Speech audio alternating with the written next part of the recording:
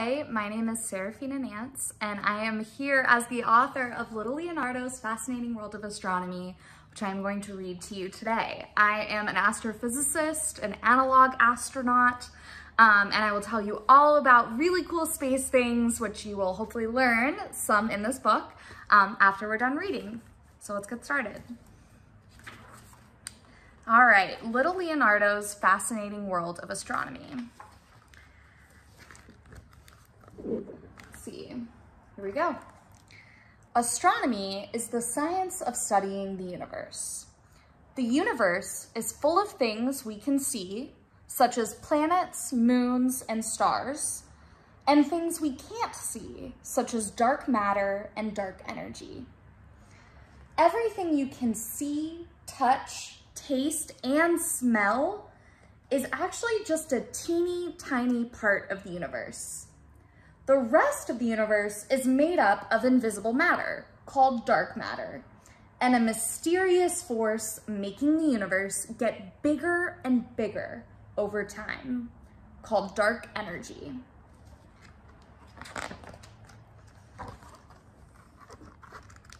Of the matter we can see, some of the brightest are stars. A star is an extremely hot ball of gas. Our nearest star is the sun.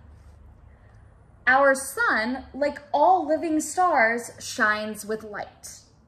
Sunlight allows the earth to brighten during the day, and the hot temperatures from the sun heat up our summers.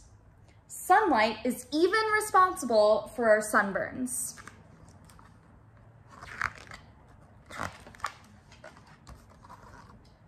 This is some of my favorite pages.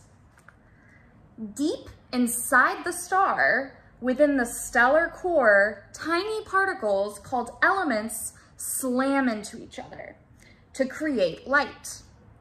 This light, or starshine, is proof that some stars are alive. At the ends of their lives, stars can't shine any longer. Stars like our sun fizzle out and fade away, shrinking to become white dwarfs. And bigger stars explode as supernovae. Some explosions leave behind a neutron star, others collapse into black holes, and the rest explode entirely, leaving nothing behind.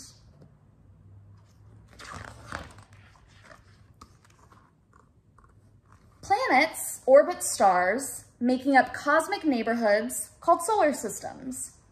In our solar system, we have 8 planets, all of which orbit the sun. These 8 planets are called Mercury, Venus, Earth, and Mars, Jupiter, Saturn, Uranus, and Neptune. Earth is our home planet.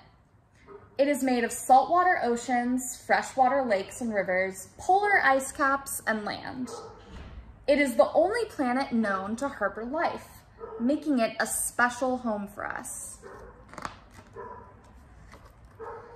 The Earth has one moon, which orbits Earth and is thought to have formed through the Big Splash. The Big Splash occurred when the Earth was just forming and a nearby small planet crashed into it. Our moon is thought to have formed from the mixture created when the 2 planets combined. Although our planet only has one moon, Jupiter has 79 and Saturn has 82 moons. Some planets are made of gas, like Jupiter, and some are made of rock, like Earth. Some planets, such as 55 Cancri, are even made of diamonds.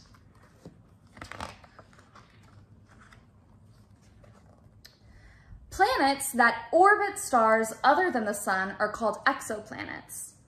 There are thousands of other planets in our home galaxy, which is called the Milky Way.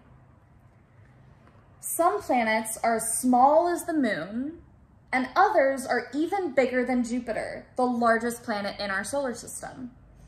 Jupiter is so big that 1,300 Earths could fit inside of it.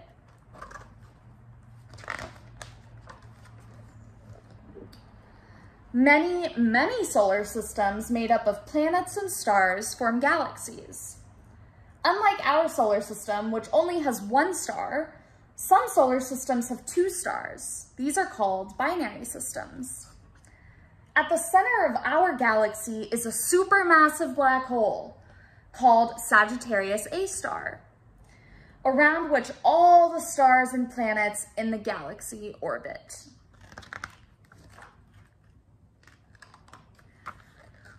Humans learn all about the objects in the night sky by using telescopes.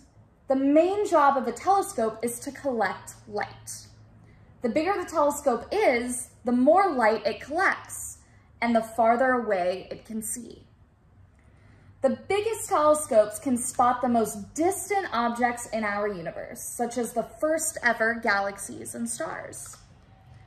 Light comes in many different forms. In fact, human eyes are only able to see a small portion of the light in the universe. The rest of the light is invisible to the human eye in the form of low-energy radio waves, medium-energy ultraviolet waves, and high-energy gamma rays. Microwaves, televisions, and X-ray machines all use these types of invisible light to work. Telescopes are built to detect all forms of light, including those that our eyes cannot see. There are telescopes in valleys, on mountaintops, and even in space. Depending on where a telescope sits, it can detect different types of light. Studying the universe allows humans to study important questions, such as, where did the universe come from? How will the universe end? Is there other life out there? What questions will you ask about our universe? The end. Thank you so much for joining me. I hope you enjoyed it. This book is really important to me because I've loved astronomy and the night sky ever since I was a little kid, and I wanted to grow up to become an astronaut and learn as much about the universe as I could. And this is the book that I think I would have wanted to read as a young kid. So I encourage all of you to think deeply about some of these questions and think, what questions do I have about the universe? What do I want to learn about? How can this book help me learn about those questions? I just completed an analog astronaut mission on Mars, which is basically an astronaut simulation where I live like I'm on Mars for 2 weeks. So I wore a spacesuit every time I left the hab. I had rationed food and water, so very limited, no showers, no calling mom and dad, no calling home. So it was really there to test, can I live like I'm an astronaut on another planet? So that was really neat. And I talk a lot about it and all other things, science and astronomy, on social media. So if you want to follow me, I'm at StarStrickenSF. And again, my name is Sarafina Nance. This is Little Leonardo's Fascinating World of Astronomy. And I hope you like it and can check it out at all bookstores, anywhere books are sold. It'll be available. Thank you so much for listening. I hope you enjoyed it.